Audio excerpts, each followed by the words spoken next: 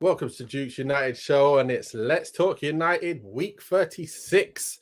And Man United have got Wolves on Saturday, and it's been a mad one. It's been a long time since we've done one of these because Man United have been playing every single week for the past, I don't know how many weeks, but it's great to have Hakeem back on as well. Garf, the ever present as well. How are you guys doing? Well, I'll tell you later as we go through this. But no, apart from watching United, I'm very well. Oh, good. Garf? Exactly the same, mate. I'm hoping this is going to be cathartic for me. You know what I mean? Oh my gosh, it's not been nice, has it? The moment we saw Varane go off, I thought, okay, not too bad. And then I see Martinez, and I was, oh my goodness me, what are we gonna do now? And I started thinking, that's top four done. That's definitely spot 3 done.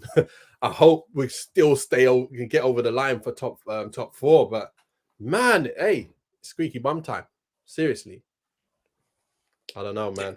I don't know. No, I was just saying to Hakeem off screen. I mean, we'll get into it when we talk about the top 4. But we've got to beat Wolves, man. We've got to beat Wolves. Yeah. Like, not a draw, nothing else than a good 2-3-0 win will fill me with confidence that we're going to make it. So, yeah. Well, look, let's get straight into it then. Look, we're talking about the man of the hour who's actually been given, I believe, a new contract. He's actually got. He's got a new contract. He's in. Let's find out your thoughts. So let's start with Hakeem. I haven't seen you in a while. De Gea just getting a new contract. Can you see where Ten Hag is coming from, or are you saying he's going crazy? Which one? I'm not saying he's going crazy because he's not a bad keeper, but he's not going to get you to where we need to get to. So if you're saying you're going to keep him and he might be number 1 choice for next season because they need to get another keeper and then he becomes number 2, then that makes perfect sense. But if you're thinking that he's going to be a number 1 for the next 4 years, well, we're not winning any championship in the next 4 years because, you know, I've always been consistent with De Gea. I like him. He's a great shot stopper, but the problem is that he makes too many mistakes, so he loses his games. So he doesn't lose as many as he wins, but he loses those games where we're not meant to lose. And it, like against West Ham, he just throws it in. So you know that just completely derails any championship hopes. And then if you then start getting into Europe, we're stuffed because people just, and you could see West Ham just started launching it from far out, and Brighton were doing the same because they're thinking, oh, he's going to make a mistake or he's going to spill it. So that's the first thing. Secondly, he's terrible with his feet. So if you look at all the top teams now, their goalkeeper's an extra player. So, you know, they beat the press by using the keeper. You give it back to the keeper, you put it out wide, you put it short, you got the keeper. He launches it out of play more than I've ever seen, more than Fred, if that's possible. Oh, I don't know about that. Yeah. I'd like to see the stats on that one. But yeah, so I think, and then the third one, which actually I think is the worst, which puts them under pressure all the time, he doesn't command his area. Any ball that goes in the box, he flaps at it, which puts the defense under pressure, and that's why we concede so much. The amount of goals we've conceded, if you look over the last 5 years, from corners, free kicks, most of them are because of him, because he flaps at them. He just flaps. He never goes and just gets the ball. You look at Edison or even any decent keeper, Ramsdale or whatever, they just come out and they collect the ball. They take all the pressure off your defense, whereas we're always relying on our defense to clear everything. Because even if you look at that goal against Brighton, you know, what the hell's going on there? What? Oh, can you still see me? My computer. Yeah. It's on screensaver. Yeah, everything's gone completely black on my side. Can still see it here, you mate. Yeah, can still see it here, you mate. Yeah. That is the weirdest thing I've ever seen. My computer just went black. Anyway, yeah. So even if you look at that against Brighton, Luke Shaw had a great game actually, you know, but we put a lot of pressure on ourselves, and a decent keeper comes out and takes that pressure off because they come up big, get the ball, land on the ground, hold the ball for some seconds, and then the game's done. But De Gea is petrified. He's always standing on his line. He doesn't move anywhere. And even against West Ham, when that goal went in. That was never a foul on De Gea. He just sort of like it wasn't. He touched him and he just fell over. Yeah. It was like you think bloody hell. It's just so pathetic. So I think with him in goal, we're not going to be serious champions, because I can't think of any team that's ever won the Premier League or the First Division or whatever who hasn't had a solid keeper who can actually command their area and really give the defence confidence. De Gea doesn't give you De Gea gives you confidence if you're one-on-one with him. He's probably going to save it, but he doesn't give you confidence from lots of other areas, and I think that's a big problem for us. Yeah, I think so. Garth, have you got anything to add to that? Because that was a good little breakdown. No, yeah, I won't lie. I'm stunned that Ten Hag's been here for almost a year and thinks that De Gea deserves a new contract for this team. Unless we're talking 150 grand a week, marriage of convenience, you're our second choice goalkeeper first if we can't find the replacement. You know what I mean? Like, it's just to make sure that we've got a goalkeeper of some standard there. While we go out and look for other ones, because like you said, everything you've said, Hakeem, I agree with entirely, man. Like, I backed him, and same as yourself, Dave. We've backed him a lot this season because his one-on-one shot stopping, it does save games for us occasionally. But when you put that up against the mistakes, like you say, the non-commanding of the area, I can't believe that Ten Hag, seeing this and the way Ten Hag wants to play, can envisage that David De Gea is his long-term option in goal. It can't be, because he can't play with his feet. So it has to be a just-in-case situation, I think. You know what I mean? Yeah. For me, I don't think that he's signed him for long-term. I think he signed him because I'm not sure he's found someone that he really wants to go in and be his first team. So he's thinking, you know what can I do? I have to show my faith in the player who's been here for all this time. He makes the occasional mistake, but really when you look at the overall stats, he's had the most clean sheets. Let me keep him in for now until I find someone who I'm quite very sure that I'm going to take, he's going to take over his spot. And that's what I would do. If I'm a manager, I got to keep my players that I've got that are going to do a job for me at a certain level. And then once that time comes and you go, you know what, I'm sure this guy's coming in. Bang, gets in, takes over. Because another thing, you don't want a keeper coming in who you say you're going to be the next one, and then you throw him on the bench. You know, he's got to come in and be playing straight ahead of De Gea when he comes. So it's going to be a one in, one out when it does happen. It's not going to be you're here, you're understudy, you're waiting, you're watching. He makes a mistake and then bang, you throw him in. It doesn't work like that with goalkeepers. So that's my take on it anyway. So no, just quickly on that as well. The man's got confidence because apparently he said when we were playing at Real Betis, he felt the love in Spain again. And he wanted to go back. But he can't leave Man United because Real Madrid and Barcelona have already got top-notch goalkeepers. So I'll give him his due. The man's got confidence, you know what I'm saying? Yeah. I don't know where he's come from. Yeah, that's what I'm saying, mate. I agree with you entirely. The problem is if it's a 3-year contract, you can't get rid of him. You know, no one's going to buy De Gea at 33. So I think it is that. I think exactly what you're saying. I think it's that. I don't really know the goalkeeper market at the moment. It's a bit like the striker market. It's very slim pickings out there, isn't it, for top level talent. So you keep De Gea on the contract and then hope that over this transfer window, the next summer transfer window, there's someone out there that you can bring in to be the long-term replacement for him. So the only thing I'd add to that as well, actually, I mean, the command in the area for me is the biggest concern I have with him, because I don't think that's something you're going to learn at 33. That's done. Whereas his kicking is still shocking, but it's better than it was at the beginning of the year.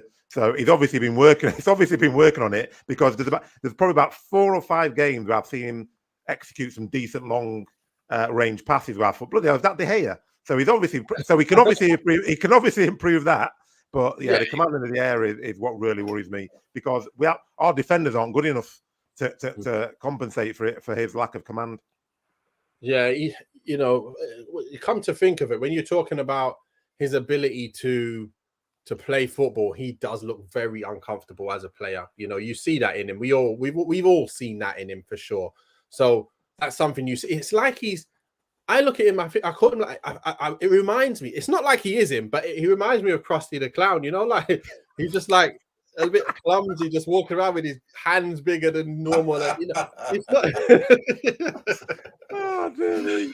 I don't know if that's the right word, but if you get what I mean, good when analogy, he's on the ball, he doesn't look comfortable at all.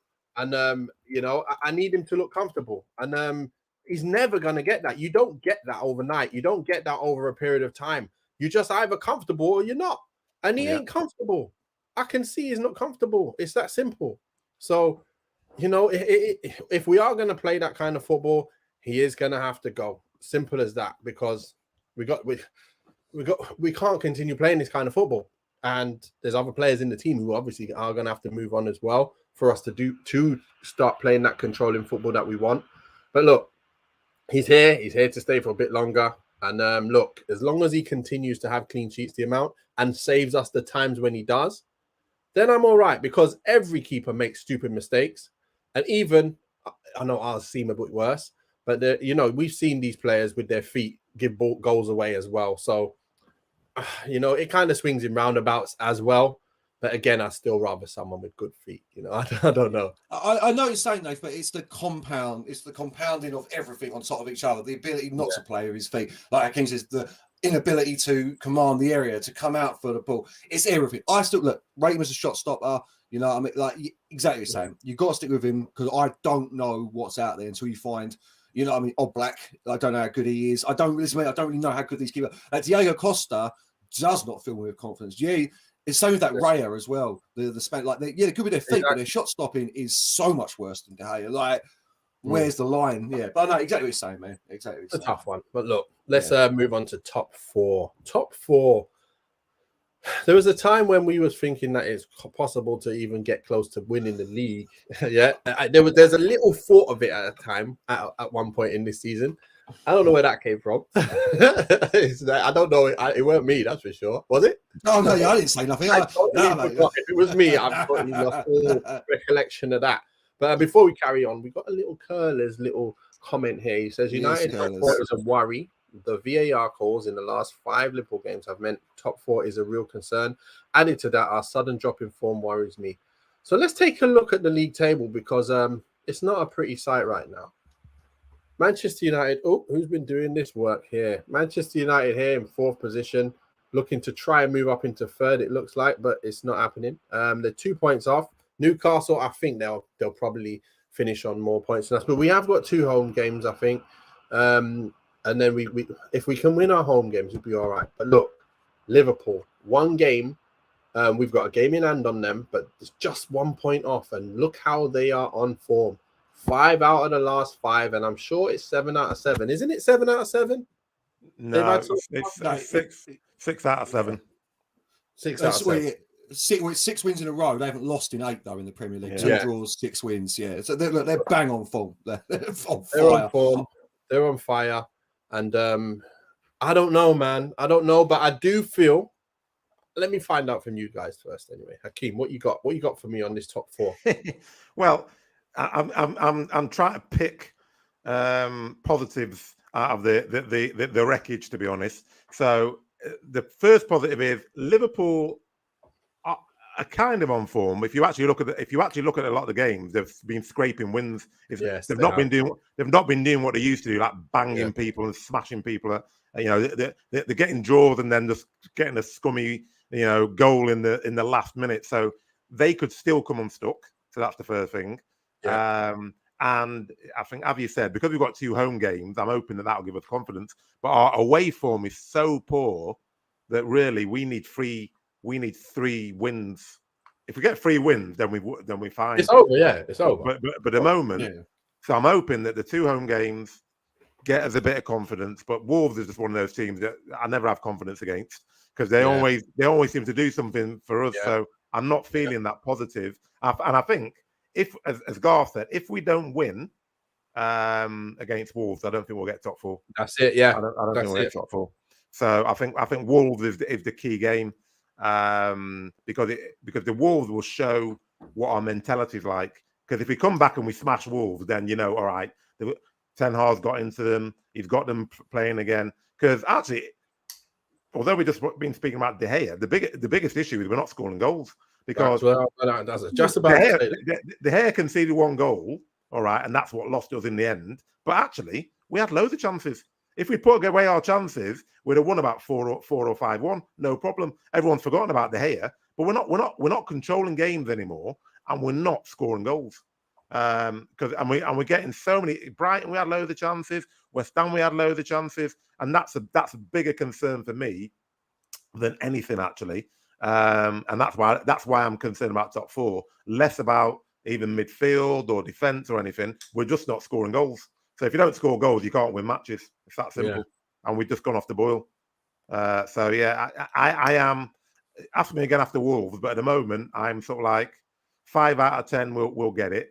If we lose to Wolves or we get a draw against Wolves, I'll be down to about 1 out of 10. Garf, here's the question for you, Garf. United, we're not so potent going forward. We're not looking so dangerous. But do you think there's other reasons why, or do you think it's purely down to Rashford, Martial, Sancho, Anthony all being not good enough in front of goals of late? I think it's got to be the latter. No, I just think, our proliferation, I can never pronounce that word, but in front of goal has not been good. We're missing chances that need to be scored by top-end players. The Anthony chance against West Ham, he's got to bury that. I know you were more generous with the Bruno chance. I think Bruno, a player of his quality, has to bury that, or at least get him on target, man. That's where I'm coming from. I will quickly say it's 3 home games we've got, lads. 1 away game against Bournemouth, and then 3 home games. Yeah. So, but no, 100%. I like what this. I think Fergie said it, didn't it, once before? I don't care how many they score as long as I score one more. Like as long as we score one more, and that's always been my mentality with football. You got so if we ain't scoring, we ain't getting points on the board. We're playing teams like West Ham who have been awful this season. We're losing. You know, Brighton's better; they've been doing well, but it isn't going to be also just these last games. This is the other thing I'll say. You've got to look at the season as a whole. We've lost and drawn some silly games through the season. I saw a stat that's actually quite shocking. Ten Hag's lost more games this season than Solskjaer in any of his seasons. Which I was stunned to hear. I haven't done my due diligence on that. I looked into it, but that's a stat I heard. So I don't know if that's true. You know what I mean? Like, end of the day, before anyone starts saying you want Ten Hag out, absolutely not. Manager for the job, clearly, either manager for the job, yeah. But yeah, we've lost some silly games. I just don't think our team's good enough, mate. So a long-winded way to say it, we ain't got good enough players in this team. I don't think Rashford, like you've been saying all season, can't do it all on his own. Martial is great for 12 minutes here and there when you see his actual ability, but we don't see it enough. Weghorst, I mean, Geezer's so bad as a striker, we've moved into a centre midfielder. Like, you know, like, Anthony, you called it straight away, Nath. Anthony has not got the left peg that we all thought he ain't that sort of player. Sancho, I mean, wow, what's happened to this kid? So yeah, we need investment in the summer, man. We've got the base of a good team there, but we need investment, man. Yeah, I think it's one of them ones where I don't want to have to say it, but you know, like when Guardiola came to City and he just brought in Bravo, then all of a sudden it's like, nah, get out, mate. You're not the one. I thought you was the one. Nah, you're not the one. Right, next one. Yep, you're in. And then he did it with a few other players. You know, got them in, got them out straight away. I think we've made a little bit of not a mistake.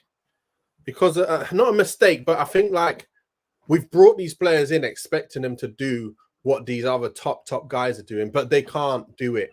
So if we want to get to them levels, I think we're going to have to spend again in those positions to really get 20 goals a season men on the wings and up front. Rashford is shown he can do it. He's on 29, so that's fine.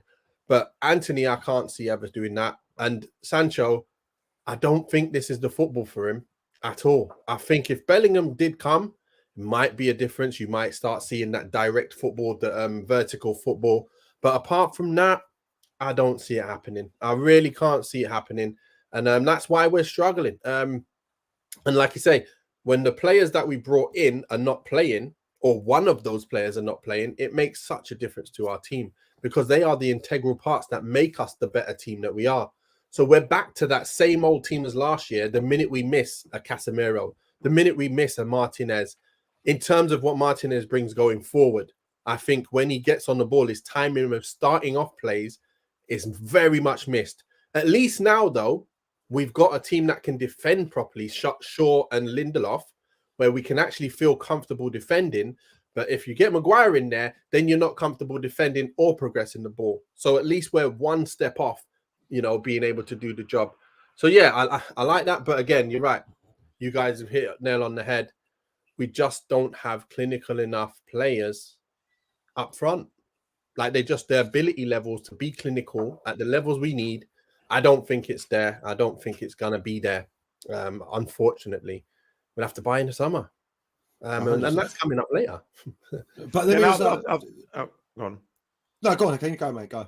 I was just going to say, because I was just checking on those stats, and Dwight York is peddling that stat that because obviously Solskjaer's his mate that Ten Hag's going to have a lower finish and lower and lost more games than Solskjaer did in both seasons. Yeah, but Solskjaer didn't win anything, and you couldn't see any progression. That's the fundamental difference, isn't it? So even if we didn't get top four, which I think we could still get, we've won a trophy and we're in the final of another one.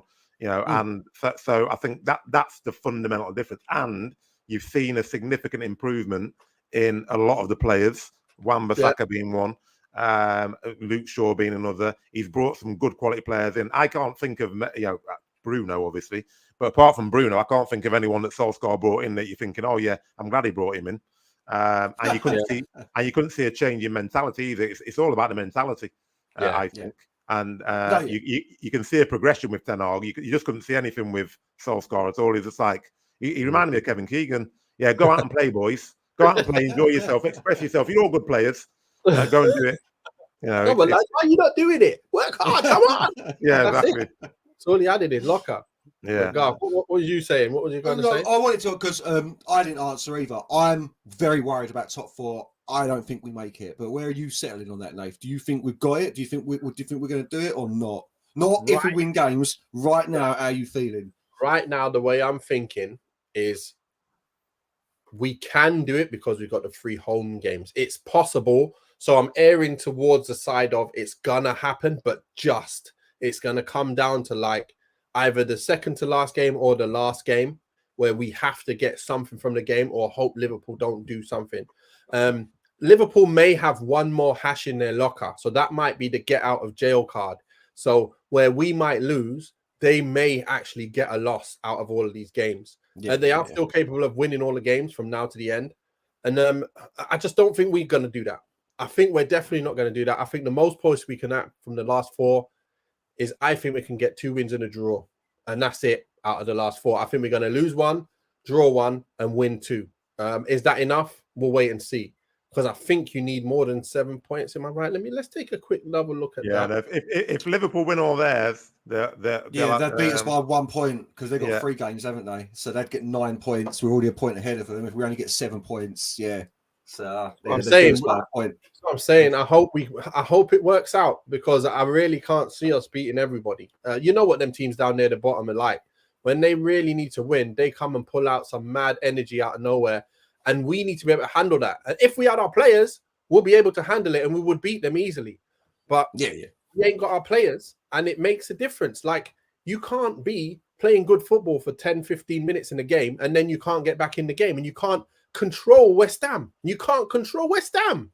Okay, no problem, Brighton, You can't control Brighton because they're a team, they start popping it. They're playing some great football now and that's their way of playing.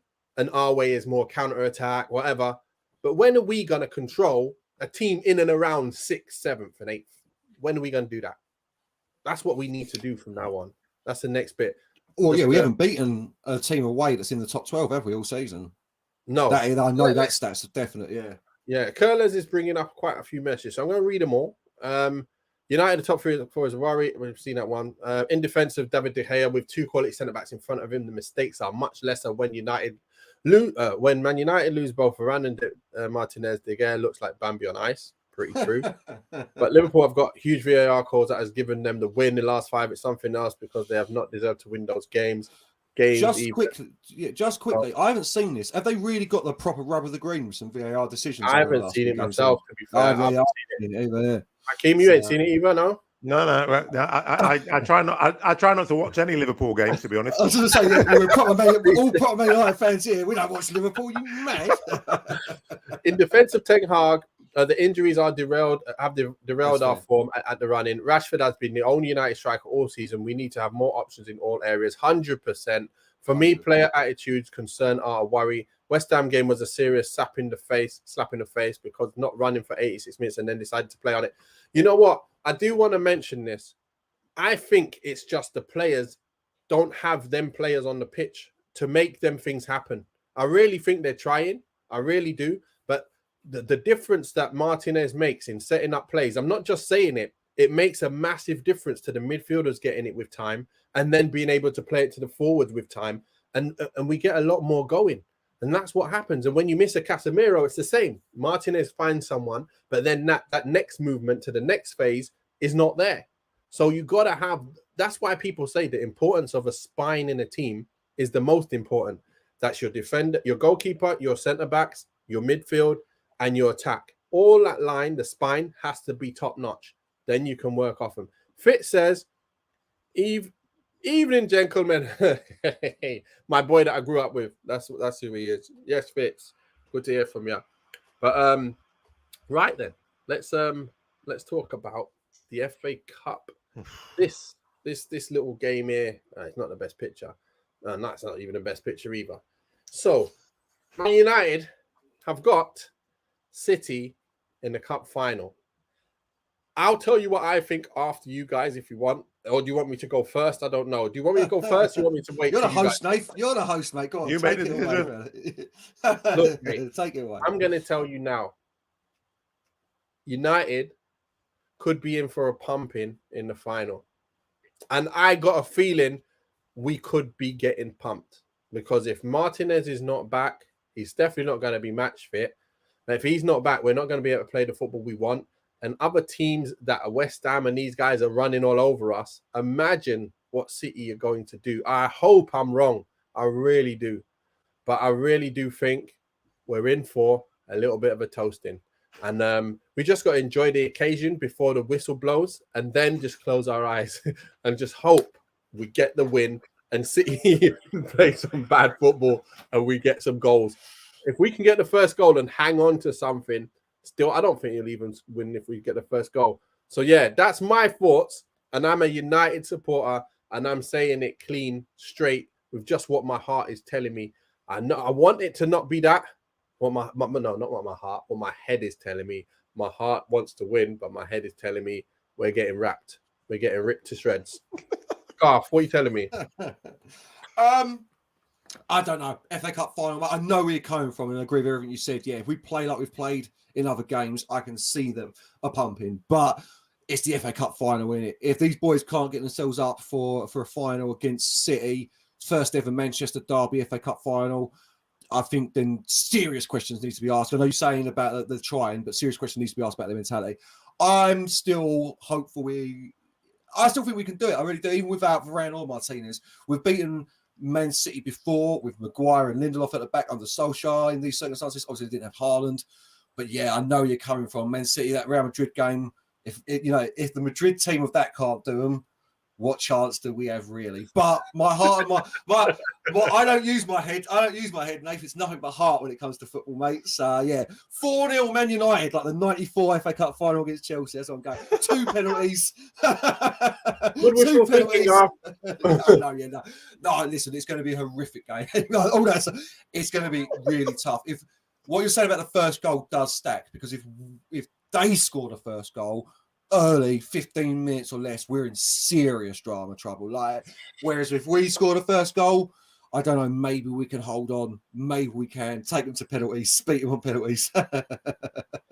We need a tactical masterclass in the final. Tim 1999 says, Curlin says, I've said United for 2 trophies this season in another podcast for months, but this is a final against City and we will be up for it to derail a potential treble.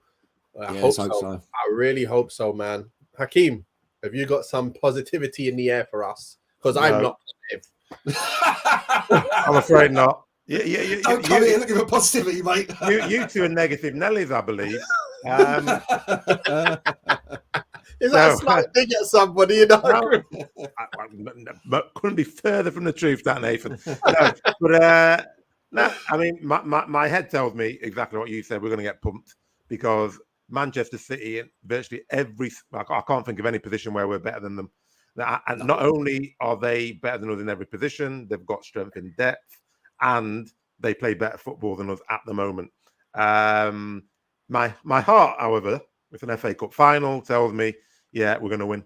There's no evidence. There's no evidence of that from anywhere, apart from the fact that I'm a Man United supporter. So you're thinking FA Cup, stranger things have happened, weird things have happened. You know, they got beaten by Wigan, didn't they? They had a far superior team than Wigan, and somehow Wigan managed to beat them. Now we're a much better team than that Wigan team is. So it's a possibility to come and win. But for us to win, we need everyone to turn up and be on the game.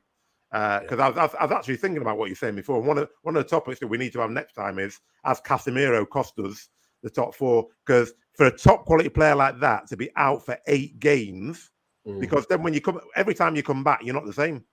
So he's effectively been out for about 12 games of the season. He's been out for a third of the season. And that's been a massive issue for us, because virtually every time when he's out, we lose a few games. That then loses the confidence. He's come back. He's not as, I mean, he's still good, but he's not the same as he was before he went out. So if he plays well, and Rashford's on form, we've got a chance.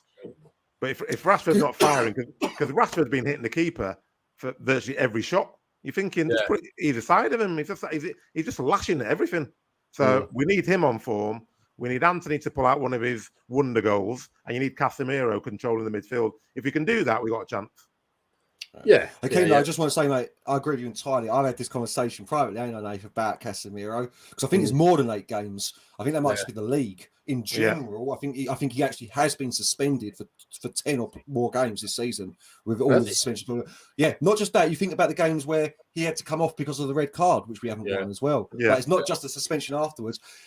I agree entirely. If we're going to have Casemiro as that linchpin, and he's going to be getting sent off or suspended like this, which he probably will, because he's a little bit slower than most players. So, and he's a hard tackler. We need quality replacement in there. That can come on, a youngster that can come on and do that role. But yeah, it's a conversation for another time. I just wanted to let you know I agree. But you know what? I agree a little bit as well. I do agree, but not entirely. The only reason why is because I do feel like that first red card was a blatant red card. He did put his hands on him, but I saw other things like that happen, and other people didn't get red cards. So I don't know why they don't get red cards as well. For example, the other game, even in the same game, we had someone else doing the worst. And what you got to look at is the reaction that the player had. They hugged each other 2 seconds after he had his hands on him. So I don't know what kind of strangle it was, but it did look like a bad strangle. So I can understand why the refs did it. But then if you watch it in its entirety, I don't know why the players like hugging him.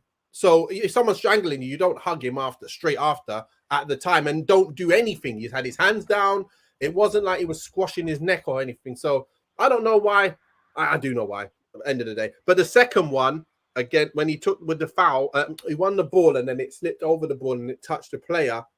I think that's a bit unlucky. And then come the other games, he's trying to get himself sent off. So I don't know what's happened in them games where he's just getting yellow cards for fun recently. And I'm like, what are you doing, Casemiro? Chill out, lad. You don't want to get suspended again. But yeah, so it's like those red cards, one of them at least, I think he was a bit unlucky. The other one, okay, you can give him the hands around the neck. You can say, right, don't put your hands around the neck again. And but recently he's not been doing himself any favors. But Fitz has a nice thing to say. Fitz has a good question for us. It says, he's been going back and forth in a few various groups. Let me ask you guys, who do you feel has done a better job this season, Ten Hag or Eddie Howe? I'm going with Ten Hag. Ten Hag's won something over Newcastle. If we had all our players fit, we would be ahead of them for sure. And also, we're in the final of the FA Cup, and we're probably going to be Champions League like they're going to be Champions League anyway. So if I wanted to, looking at both teams, who's done better this season, definitely. In terms of a better job with what they've got, Newcastle have done a great job. They have done a great job. And to look at it as an overall, it's still edged just by Ten Hag for me. I don't know what you guys think. Hakeem, what do you think on that one? It depends where we end up at the end of the season, because there's still a possibility we could end up third. So if we ended up third, and then we win an FA Cup, then it's indisputable, isn't it? If we get a top 4, then we've still had a better season than Newcastle because we won a trophy. You know, football is all about winning trophies. It's not about. I'm still not. I want to get top 4 because I like European football, but I don't think that's an achievement to me. Man United, you know, we used to laugh at Arsenal and Arsene Wenger when he was, I've been in top 4 for the last 15 years. Who gives a toss? I don't care. You know, whether I'm in the Europa League or the Champions League, then actually I prefer to be in the Europa League because we've got more chance of winning it. We have no chance of winning the Champions League, so we get knocked out in the round of 16 or we get knocked out in the group stages. We're not winning it, are we? All we're doing is deluding ourselves. So getting top 4, all it means for me is that we've got more money to be attract better players. That's the only benefit of being in the top 4. So you know, winning trophies is what excites me. Winning things is what excites me as a football fan. Not saying, "Oh, we've done a good job because we're in the top 4." So yeah, we've won a trophy. They haven't. So I think it speaks for itself. True. Garf, what are you saying? It's a contradict. I'm going to contradict myself with this. It really comes down to what you think. Like Hakeem thinks trophies. That's fair enough. For a team like Newcastle, I think top 4 matters a lot more than winning a trophy. They haven't been in the Champions League in 20 years with the squad he's got compared to our squad. He hasn't got well beaters in there. He's really revolutionised that team. If we're just going on what each manager's done with the squads, I would go Eddie Howe. But I know exactly what I'm going to say. For me, I'm saying a trophy means more. It does. So winning a trophy and getting to a final, I would go personally. Would go as far as say even if we don't make top 4, Ten Hag's had a better season with one trophy and another cup final on the way. But I can see it from the other perspective. That's what I'm saying about contradicting myself. I can really see it from a Newcastle fan's point of view. They're like Carabao Cup. Who cares, mate? We're playing Barcelona next year. We're playing Juventus. You know, well, both of them are in the Europa League actually, but you know what I mean. Money from the Champions League, bringing better players. It's a big stepping stone for them. It's a big milestone for them to be in 3rd place. But personally, no, it's Ten Hag, mate. Who's got the Ring doorbell in? Come on, who's got the Ring? Couldn't possibly comment. But no, I can see it from both points of views. I really can. I could easily see why Newcastle fans are like, mate, we've had a much better season than you. Look at our squad. Like, look where we come from. I have to answer that. Go on. Yeah, go on. But you know what? I think they have got some good players. I do look at them and see them as a threat. They are a threat to us, and they will be a threat for years to come because of who they got as owners now. So, you know, that's just the way it is. And that leads us straight into our taking over as well. But before we do that, Curlers has actually come up with Casemiro first red card was not a strangle. There's a camera angle that shows it's a shirt grab, but VAR don't rescind the red, make it make sense. That's what I was saying. But look, it is what it is. VAR sent him off, didn't he? Yeah, they sent him off. Yeah. I think that anyway, and that's it, and nothing. I think completely different than everyone else. I think that first card is a blatant red card. You've raised your hands in a football match, and I think the second one's a blatant red card as well. But I know I'm in the minority there. Yeah, that's fine. I understand. You know, I'm 100% agreeing with you. You know, I know Nathan's been very generous. If you raise your hand, it was as well. You seem to think that the only way he should have got a red card if he choked him out. And the guy was having he didn't tap, so it's not a red card. No, but the thing is, look, the only reason why I'm saying this is when you look at it, it does look like his hands were like that in it, and it looked like it was really going like this. And then when I'm looking at the reaction of it, I'm like, why is he standing there, like all standing straight and nothing, like nothing's actually happening? And then they're all hugging and thinking, huh? So at the moment it's happening, I'm like, definite red card, definite. Then I'm watching it on, I'm like, wait a minute. So if they stopped watching at that point, I could understand where they're giving him straight red. And then if we did go for whatever you get it rescinded, hopefully, we might have actually got off because of the full footage. But we didn't want to take that chance. So we just thought, you know what, just let it be and let it happen. It is what it is. Because you get it extended, don't you, if you appeal and it doesn't, they go against you, don't you? Get an extra game and stuff. So, yeah. So they've made appealing a red card very hard these days. Very, very hard. You need to be adamant that he's getting off with it. You know what I mean? And with VAR as well, on top of it, it's not really worth really trying to go for it, is it? Because they've already had a look at it. And if they've not changed it then, what's the chances of them changing it then afterwards? But again, like I said, it leads me on to the takeover. Manchester United. For me, I'm going to just talk about it quickly.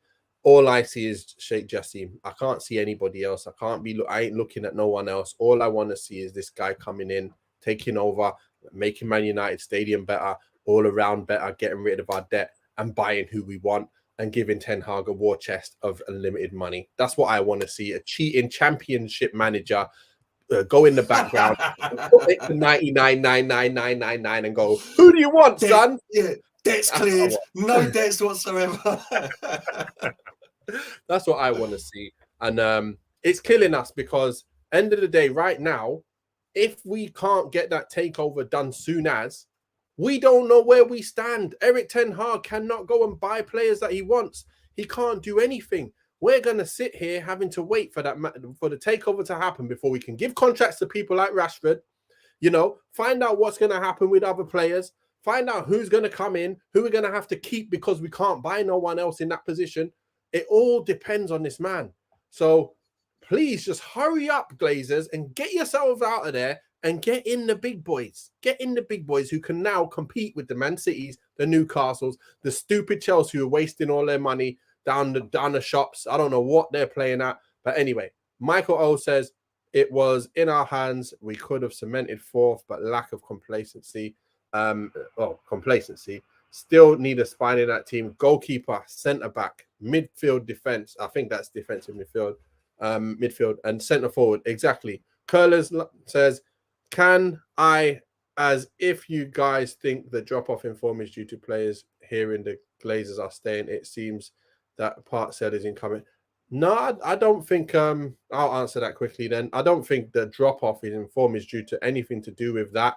I think the drop-off in form, like I said before, is purely down to what makes teams tick and the certain players that make teams have a proper, like I always say, well-oiled machine.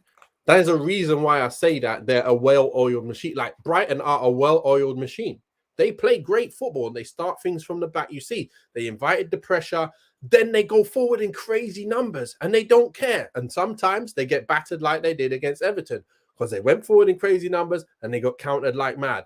But most of the time they go forward in crazy numbers and get goals for fun, and then teams keep pressing, and now they're going to be on it and scoring plenty of goals. Man United currently have not got that. We cannot have it at the back for long enough. We cannot progress it to the midfield quick enough. And that means we cannot progress it to the forwards quick enough. And we don't have possession of the game. And we lose the ball at the back. We lose the ball in the middle. We don't create anything. That's why they're trying hard. It's not happening. Sorry, that's me done. Hakeem, next. What you got to say on that? Yeah, no, it's another heart and head, isn't it? But I actually, just because I know what the Glazers are like, I think they're going to go for Jim Ratcliffe, to be honest, because it's the golden calf in it that keeps on giving to them. So why would you want to give that up? It's the jewel in their crown. It's an ego thing. They can say they were Man United. Jim Ratcliffe allows them to maintain a stake in there and keep taking money out of the club. Once you sell it to the Qataris, you'd have nothing to do with it, and it will show that they'll show how bad the Glazers are. So why would you want someone to come in and revamp everything, and everyone's going, you see, look what the Glazers have done. So as soon as I start seeing all the stuff coming out about, oh well, Jim Ratcliffe has offered more money and he's going to do this and he's going to do that, and then the Qataris will come out and say, I don't know what they're talking about. We've offered much more money. You can just feel the mood music.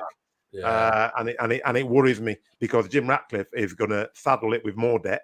He's not going to do any, because the issue is the debt. It doesn't matter who's managing it, because the Glazers have spent loads of money, but they've spent it in the wrong areas and on the wrong people. So spending the money is not the issue. So, but when you've got debt and you have to finance that debt, you can't do the things you were just talking about. So you buy a Pogba, but then you don't buy anyone else. You then buy a Maguire, you don't buy anyone else. Yeah. We need a team. We need about 3 or 4 signings who don't have to be top end in terms of price wise, because you talk about Brighton. If we could get our team playing like Brighton, we'd probably win the league, because we've got better players than Brighton. We've got better players than Brighton, but we just don't do it. We're not cohesive, and as soon as we go down, we fall apart. Like if you look at West Ham, we went 1 goal down. As soon as we went 1 goal down, I knew we were losing the game. You knew you were losing the game. We haven't got that. I don't know what it is, because you bring on the people you bring on like Sancho. Sancho is not got any spirit at all. I don't know. He's not got any ability to change a game like that. That's what you're probably trying to say. Yeah. I don't know what's happened to him. Well, actually, I do. I think it's Haaland, actually, because I'm not a fan of Grealish. I thought Grealish was pants. Now that he's just passing to Haaland, I still don't think he's that great, but he looks 100 times better. If you look at Sancho, when all he had to do was pass to Haaland, he looked like a world beater. Now you've separated him from Haaland. He looks terrible. So there ain't much difference between Haaland and Weghorst, mate. You know what I mean? apart from 51 goals, bruv. So. And 51 miles an hour faster than the 1 mile an hour Weghorst. Nathan, just quickly, can I ask you, back to Curtis, the question just before. As an ex-player, at any point in your career, did you worry who the owners were at one of your clubs? Did it ever cross your mind the ownership of a football team? The only time where I was upset about what's going on outside of football is wait a minute. Let me just quickly tell you the answer to that one in a second. Grealish is a baller, by the way. We'll talk to that about it in a second. Yeah, he is. He's been balling out this year. But yeah, Watford was the one place I was at where, I wasn't able to play because I went for 3.25, rising to 4.25. When I was at Watford, what happened is, by the next year, that kicked in, and they were struggling for money. Then I wasn't allowed to play no matter what. So they couldn't pay the extra, whatever it was, a few 7.5K every time I started a game. And then that was the rising. And I was like, bloody hell, I can't play. I'm not even going to start. I'm going to have to be on the bench every game and come off the bench. So that's when it really hurt me. And that's when I realized signing them kind of deals and with clubs that are, maybe in the future are going to look like they're going to be struggling for money, it's not a good look. So yeah, them kind of things do hurt you as a player sometimes. Yeah, if it affects you personally, but I meant more like when things are all right. Do the boys in the dressing room as a collective ever think, oh, this owner's no good, that or the ownership worry you? You know what I mean? As a team, we don't care. We don't even think about the ownership and who's changing over and all of that stuff, unless. And like I said, unless it's going to affect Rashford's new contract or now rather than later, or we will give you more if we get these new people in. I'm sure you'll get a better deal. So you better off holding off till these new people come, or they're not coming. So whichever way we're going, now he's got to wait. It's now going to maybe against us. So it could ruin that. But in terms of the club themselves, they're playing week in, week out. That's got nothing to do with the players at all. So we never used to think anything of it. So yeah. But Garf, have you said your part on this takeover? Well, the takeover, I personally don't. Obviously, you all know I've got slight trepidation with, and not just because they're Qataris, any state ownership of Manchester United. But I have to separate that from everything else because Jesse is the best. The Sheikh is the best man for the job, 100% over Ratcliffe. Because I agree entirely with what Hakeem's saying about Ineos don't have that sort of money. They just don't. So there'll be debt involved. It'll be split. The Glazers will still have a bit of ownership in it. And then I think Curler's just put it in there as well about it'll be like Arsenal of old, where it's like 3 different chairmen and they're all arguing about who's putting money in where. So I think the Sheikh's the number one option. Like I say, I do have slight issues about us being the front for a whole country. But listen, of all of them, Qatar seems to be the ones that are really trying to invest in football. So fair play. They want to make it a national sport. And listen, there ain't many bigger clubs in the world than Man United, if any. You know what I mean? In the Middle East. I mean, Real Madrid, Man United, in it. Let's face it. I doubt Barcelona have the fans in the Middle East like Man United and Real Madrid do. No. I want to see us. Bottom line, the other reason we need the Sheikh is that's the way football's going. It's going to be American football soon. All of the teams will be owned by multi-billionaires with unlimited funds, basically, and they are. Was it you who said Hakeem, it's to show off almost? It's a rich man's toy, you know what I mean? So it's the way it's going. Yeah, for me, I just want it done, mate. I don't know if that's how you both feel. I just want it done. I want it done. I want it done. So, we can get on with it. I definitely want it done. But Hakeem, tell me if I'm right about this. Isn't the money that they make from oil just like the other people in them other areas, that part of the world? Is that where the money's from? Yeah. I think what Garf's talking about is because it's like they're all sovereign wealth funds, aren't they? So it's basically the country is effectively buying the club, isn't it? So the issue that people have is, well, all right, it's sports washing, it's this, it's that, but the fundamental issue is that well, it's down to a moral argument, isn't it? Because the reason why people don't like what happened in the Middle East is because they don't like some of their views or their policies. But the point is, that's just a moral discussion, because the things that we do that they don't like, the things that we do that we don't like, the things that America does that we don't like. So wherever you go, you know, it's almost like you're holding your nose in certain respects, because it comes down to your own moral direction of what you believe in. So yeah, it's a difficult and one. like I've always said as well. Listen, so Jim Ratcliffe is a multi-billionaire, so he's going to have done some naughty stuff himself. Anyone who can afford to buy Man United hasn't got a closet clean of skeletons, you know. Bring back Martin Edwards is what I say. Bring back Martin Edwards. What's going to say there? Another point, Garf. Arsenal had 4 billionaire owners, but in that time their summer spending was 60 million every year, and this is my worry over that part sale. I don't want to see no part sale and none of this Glazer staying on board either. That's madness. But listen, we got our last 10 minutes, and why not spend it on talking about who's going to make us be able to score goals and have a proper XG, whatever you want to call it, expected goals per chances, per clean chances, per proper chances that you get in front of goal, and they should be goals. Who's going to bring that number up for us? And for me, I'm talking about we got the usual suspects. We're all talking about the Victor Osimhen. We're talking about the Harry Kane. Some people are saying the Ivan Toney. I'm also saying if you're mentioning Ivan Toney, you better talk about Ollie Watkins, because I really like him over him. They're 4 players, but they're not the players that the last 2 are obviously not in the caliber of an Osimhen or a Kane. For me, the perfect fit, having thought about it for a while, is Harry Kane. It really is Harry Kane for me. I think his goal, his finishing. I think if he was at City now, he'd score the same amount of Haaland as well. If he's banging that amount at Tottenham, why wouldn't he be banging that amount at City as well, getting chances for fun? So I think that'll be something they can do. Fitz says, without getting too political, I feel the calling out of certain owners and their business interests is simply hypocritical. Curler says we need Osimhen and Vlahovic. Well, anyway, look, I've gone for Kane. That's who my mind is set on 100%. Hakeem, who are you going for as your number 1 striker out of all the players out there, and who you think is possible? Even if we get in the real takeover, is Harry Kane your number 1 as well, or have you got someone else in mind?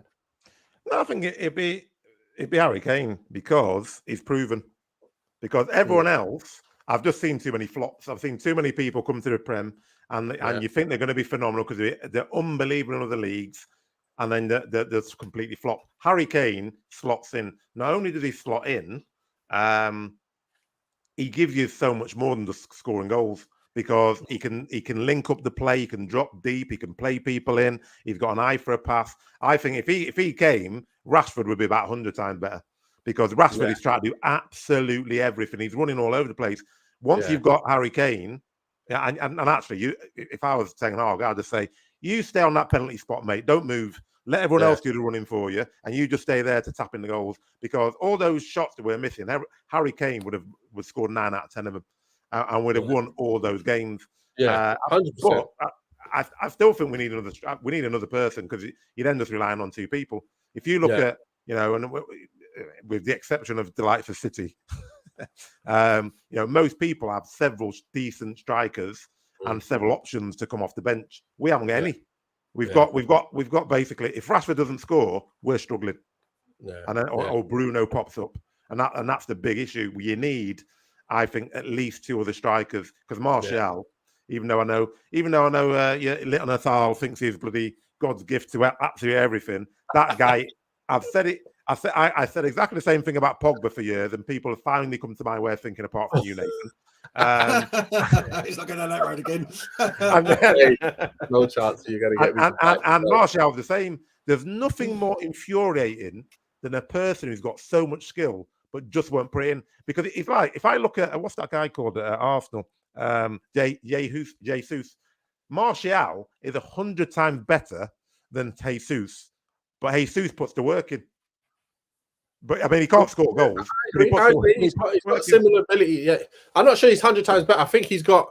I can see what you mean. He's got a bit more ability about him. Like he's got more one-on-one stuff about him that he can do. But it's again, same with me. I'm very frustrated with the amount of work that he's putting in. That's the one thing that really hurts me when I watch him, because you can see he's got great finishing. He can dribble like a madman. He can link up well, but he's just not working hard. It's like he works at 60%. Yeah. Like he goes, you know, I'm not running 100%. No, I'm going to work 60. If I'm on the ball, I might do 100%. But if I'm off the ball and you put me in, I'm not running 100% for it. And I ain't chasing down 100%. And that's the annoying part for me. And like I say, I'm starting to get to the situation where I'm like, man, let's just like get him sold. If he wants to chill out and not run around. But like I said to you as well, Garth, last game I did see because he didn't start, he comes on and he has a bit more impetus about him and he wants to work hard and he wants to try and do stuff. Why not do that every game? Why not? He's the man. Martial brings more goals than Jesus. United hasn't worked out for him. Move him on. Yeah, that's exactly what I just said. What are you saying, Garth? You agree with that? What about Jesus? No, I don't. I think Jesus is an all-round better player than Martial. I do. I really do think. Yeah. As a striker, I think Martial. Yeah, he's a better positionally as well, isn't he? Yeah. When he burst onto the scene, I had nothing but hope for Martial. I think the second part of what Fitz said there is entirely correct. It just hasn't worked at Man United for him properly. Yeah. It is time to move him on, 100%. What's Curtis saying here?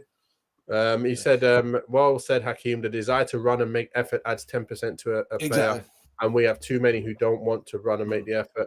I think he's one of the, I don't know if it's him and Sancho, the two that I really don't like what they do off the ball. Sancho really doesn't, when he does shut down, he shuts down to just make it look like he's shutting down. Yeah. He don't shut down with intent to win the ball.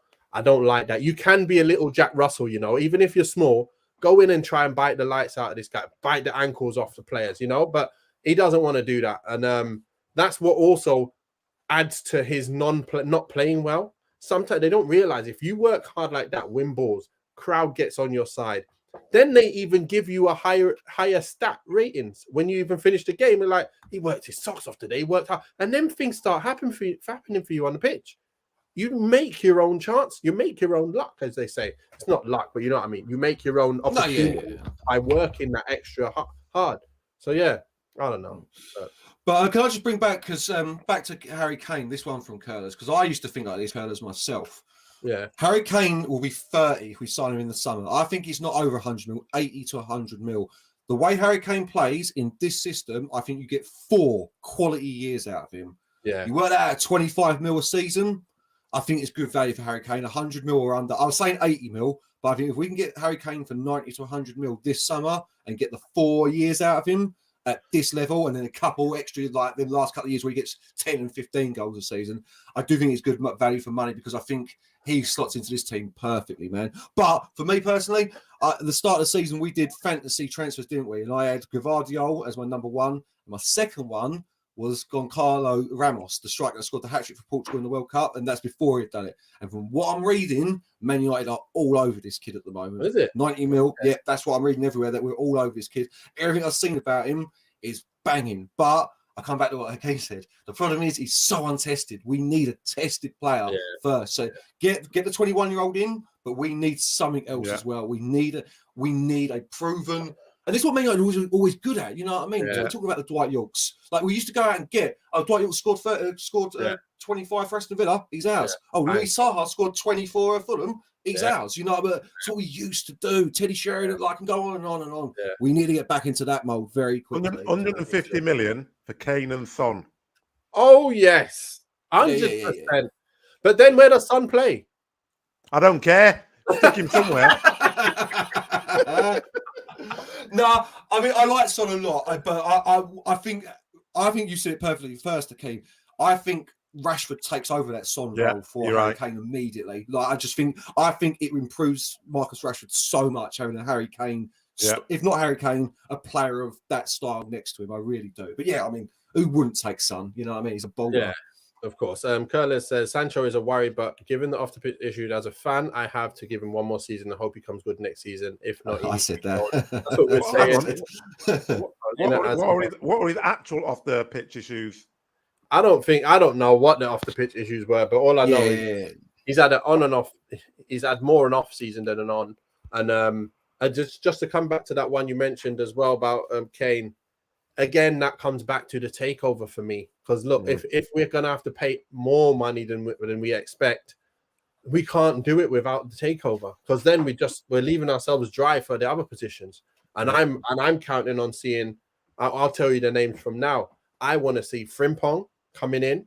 I want to see Harry Kane coming in. They're the two players that 100% I want to see coming in and who are more realistic than anything. That if those two come in, that's a great two extra players that have souped up our team from right back with plenty of assists and great pace and good going forward and goals for fun up front. And I'd like to see the Greenwood situation settled either way. We want to see what's happening with him. I'm hearing, if you might have heard it here first, I'm hearing he might be going to Italy to join Mr. Paul Pogba. We'll see if that's true. But I hope he sticks around. If he's back in training, isn't he? As I understand it, he's actually been like doing private training sessions and stuff. I've got a feeling if he doesn't, I heard about Italy as well, Nathan. But if he doesn't, I've got a very strong feeling he'll see him in the Man United shirt next season playing. I mean, take aside all the moral issues. Even moral issues are probably worse than Qatar's. But but genuinely, if you think about it, if he was in that team this season, would have been top two. Because he does not miss those chances that we've been missing recently. In that team now, he would be banging 30 goals a season. Yeah. The amount of football we're playing now as well. Yeah, definitely. And I don't think anyone gets in over him on the right. If Greenwood's on the right today, Anthony's sitting down, Sancho don't play, and we've got our right side with 20 plus goals, left side with 20 plus goals, and then we got the middle. We go, listen, whoever's playing up front, I don't care because we're bagging anyway from the left and the right. That's what I know we can do. And then you got Ahmed Diallo to come back next year. He's got to come back. I was listening to it. What's that guy who's on Talk Sport, the ex-Sunderland player? I forgot his name. Very tan. Darren Bent? No, he's super tan. I think I've seen him in Manchester a few times. I can't remember. Anyway, he was drooling and he said, "Oh, we've got to do anything we can do to keep him." I think he must be having a laugh. Why is he going to stay in Sunderland? The guy's mint, you know, and he's had a nice season on low, played the football, and he has it in both feet. He's absolute quality. Tremendous. If he comes back, Anthony's got no chance. Because Anthony is not of that quality. Yeah, Nathan will tell you, mate. Nathan will tell you all at the start when we were talking about Anthony. I was like, "Why are we buying Anthony? 90 mil. We've got Anthony. He said we got this. We need to keep him. We need to play them." Yeah, we spent 50. I think we spent 35 mil on Diallo and about 20 mil on Pellistri. What's going on? On Diallo, it is mental. But Curtis, I agree. This is exactly what I'm talking about. These sort of players that Man United used to buy all the time. Central midfielder, but done well in the Premier League for a season. You know his quality. Bringing the problem is it ain't 20 mil anymore, is it? It's 60 mil for it. Yeah, 50, mil. 60 mil for it. The only positive thing is, and this is where I think Ten Hag is different than Solskjaer. Ten Hag knows what he wants. I'm not saying because obviously you bought Anthony because Anthony's played well for him before, but he knows the kind of player he wants, and he's going to go and get that kind of player. Because if you look at Martinez, most people were thinking, "Oh my God, look how short he is. He's going to be rubbish. He can't do it here." He's been immense. Yeah, I was one of them, mate. I was one of them. He's been absolutely immense. Casemiro's another one. I was like, oh, not another bloody old guy who's going to come in and take a paycheck. And he's been immense. Eriksen, I liked actually. I thought Eriksen was a good buy. But I think he knows the kind of player he wants. He's very clear in what sort of football he's trying to play. Yeah. So if you have the money, because actually, I think the money is not the issue, actually. Because if you look at, I hate the Glazers, but they've pumped a shed load of in terms of transfers. Every season, we spent a lot of money. We just bought the wrong people. We've always spent a lot of money. There's not a season gone where we haven't spent in excess of 150 million virtually every season. Yeah, it's true. It is true. It just doesn't help when you give one manager that kind of money, then you swap him and then go, you get that money. Yeah, then you swap him again. They go, you get it. Yeah. That's the issue, isn't it? And then you got to change up the whole philosophy every time. It's not like you're buying a manager and another manager with a similar philosophy. Yeah. It's killing us. It's killing us. But look, we do. Did you hear about that the last quick one? I don't even whatever. Rojo, when he said, Rojo was saying, look, I banged down Solskjaer's door and said, listen, you need to bloody play me. What you doing playing him? Maguire, he's no good. What you doing? He goes, we bought him for so much money, we have to play him. Imagine that. That's exactly the words that he said. We bought him for that much money, we have to play him. And he said, you son of a something. He said, play me. And he's right. That's why Solskjaer had to go. Solskjaer, that's poor management. The problem was, David Moyes and Solskjaer are the same sort of person, to be honest. It's like, and I don't blame them because look, I considered myself to be a good businessman, but I don't think I'm good enough to manage Apple. But if someone came to me and said, "I'm going to make you CEO of Apple," I'm taking the job. I know I can't do it, but I'm still taking the job because there's a lot of money and there's a lot of kudos. And that's what's happened to Solskjaer and David Moyes. They're not big enough to take them jobs, and that's where the rot starts. Whereas Ten Hag would never do that. Look at what he's done to Maguire. I feel sorry for Maguire a bit, but he's done the right thing. He's just basically said, you're not good enough for Man United. So unless I'm absolutely desperate, you're not playing. Simple. Yeah. I don't agree with Simon Jordan very much, but just to finish this point, he said something about the Solskjaer. It's like, it's inexplicable to him that a club of Manchester United size gave Solskjaer 3 years at the helm. And, when he put it like that, I was like, do you know what? He ain't wrong saying it. You know what I mean? Like, he isn't wrong. Solskjaer, he took Cardiff down and managed Mould, and he's managing the biggest team in the world all of a sudden. So you're right, Hakeem. You're entirely right, mate. You don't blame him because you would. It is crazy. It is crazy because he did do an okay job. He got a second, and he got us having the top goal scoring front three in the league. That was good, but he took us as far as he could take us, and that was it. We all knew that he could never get to those echelons that we needed, and that's the problem, I think. Again, Hakeem is right. Shite boys for poor targets, and Ten Hag stopped those kind of buys when he came in, which is why we are chasing targets in the summer. Kerner says the owners said the same over Martial. When Jose wanted to sell him, they thought Martial would be the next Pele. Okay. Which Pele? I don't know which Pele. The Southampton Pele, mate. What is it? Gonzalo Pele or whatever it is. All right. Well, listen, this has been a great one, to be fair. It's been fun having you all back, you both back on here. And it's been a while. It's been a while, Man United playing too many games on a Thursday, killing us, stopping us talking about United. But it's been good. Thank you all in the comments. It's been absolutely amazing. The comments has been on fire, to be fair. It's been curlers most of the time. Fitz as well. Thanks for joining us. Been lovely. Tim as well. But yeah, and everyone else who's been watching in, thank you for joining us. And we will be here on the Friday, which is tomorrow, for the pre-match. Manchester United versus Wolves. And then Saturday, the game. After the game, we obviously will be chewing the fat about how good the team has done or how bad the team has done, Hakeem. Let's see. I'll see you tomorrow, probably, Hakeem. I'm quite sure. We usually meet up every week at the Mosque on Friday prayer, so I'll probably see you down there. I hope you was there last week, because there was a very good guest there last week as well. I really loved his talk. Oh yeah, he was. Yeah, he was good. We'll talk about that later. That sounded so bait, Hakeem. Like, that was excellent, mate. What was it again? He was saying about the. What was it about the? That's it, mate. That's it. Exactly right. I enjoyed every second of it. Oh, that's time. Yeah, anyway, we've overstayed our welcome. Oh my gosh! But look, if you're new, make sure you like and subscribe and hit that notification bell, because we do put up our videos a little bit late, close to the time when we go live. But look, it's been great. Like I said, thanks for coming on, Hakeem. Thanks again, Garf. Look forward to seeing you guys in the next one. Probably next week, Thursday. I'm sure we don't have a match next Thursday, do we? When's the next? No. No, we don't. Well, we'll be seeing you next week then. Peace out, Nope. people. Stay safe.